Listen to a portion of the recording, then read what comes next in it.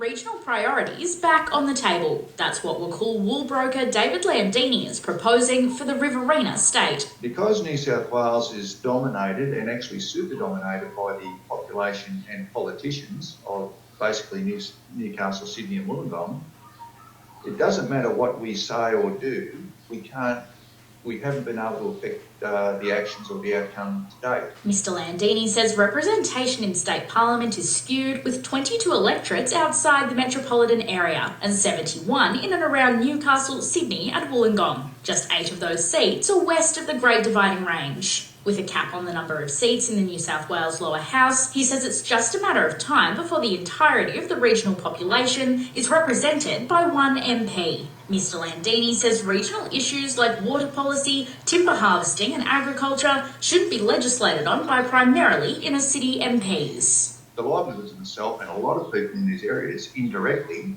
rely on farm productivity. The member for Albury says it's a matter of standing up for your community, regardless of the form state boundaries take. There are some people that like to see states abolished. There are some people that like to see more states. My perspective is make sure you've got a strong voice for your local community. Mr Landini is planning to start the Riverina State Party to gauge regional residents' feelings about a secession movement. Hopefully that party will be registered before the state election, the New South Wales state election next March.